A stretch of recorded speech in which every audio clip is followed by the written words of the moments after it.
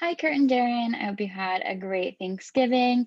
I have had a great time this past 4 weeks working on my 20 hours of Tableau training and diving into my data project in Tableau. And I hope you enjoy my presentation.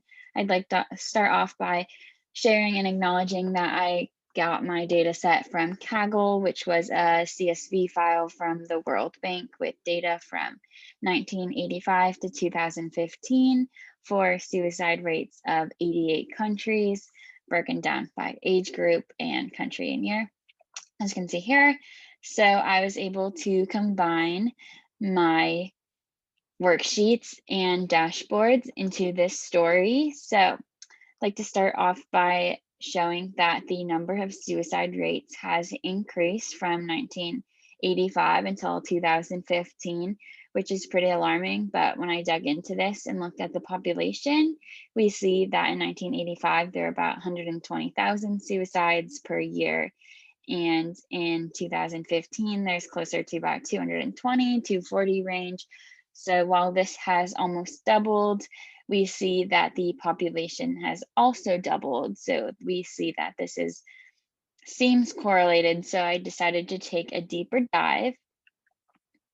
So I played around by looking at GDP and suicide numbers. So as you can see in this map, we see the GDP per capita. So the yellow countries have a low GDP, and the darker the green, the higher GDP. So for countries like the United States, we see that we're more in the middle range. And as the years go up, we see that lately there has been an increase in suicides, and we see that the main group is between 35 and 54-year-old males.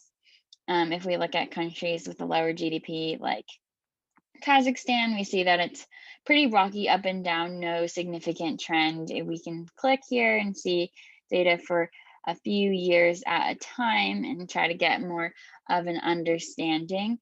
So yeah, and then we also see like Russian Federation has obviously a huge population, but a little bit more unsteady. So this was kind of a lot of data to tackle with over 30 years in 88 countries. So I decided to look at the top 3 countries, and I did this 2 different ways. So on the left, we see suicide by country, which is more the cumulative raw number without factoring in the population size. And so with that, we see that the Russian Federation has the highest number of suicides, followed by the United States and Japan. It's important to note that Russia has a low GDP of 2.1 million, while the US has a medium high of 14.6 million, and Japan has a medium high of 13.5 million. Then, when we look at suicide by country per 1,000 population members, we see that the Russian Federation is also still number one, with over 11,000 suicides per year. Um, Followed by Lithuania and Hungary. What I noticed was pretty interesting to me here is that all 3 of these countries are low GDP, with Russia having 2.1 million, Lithuania at 2.4 million, and Hungary at 2.9 million. So I decided to take a deeper dive into the Russian Federation since it won for both, but primarily because of the population. So, in order to get a better understanding, I graphed the suicides per year.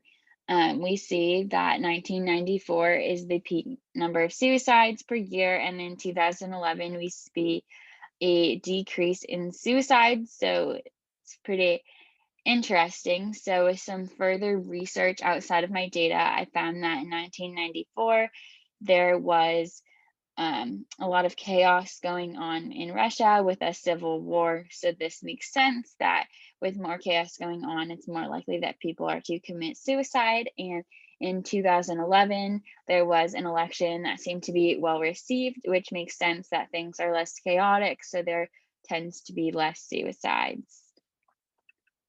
So looking further into this, we see that these suicides of age and sex for Russian Federation from these just random years is we see that 35 to 54-year-old males are the highest. And then if we see overall for all of the countries combined by sex and age, we also see that 35 to 54-year-old males seem to be the most at risk category, that I'd like to conclude that for countries with a low GDP and these higher rates, um, we tend to see suicides more in males of 35 to 54-year-olds, which I was quite shocked to find, but it seems to be a trend in all the countries. And I was able to do some more analysis in the things below, a lot more worksheets. So if you are interested in that, you can check those out. I'll be submitting this file as well.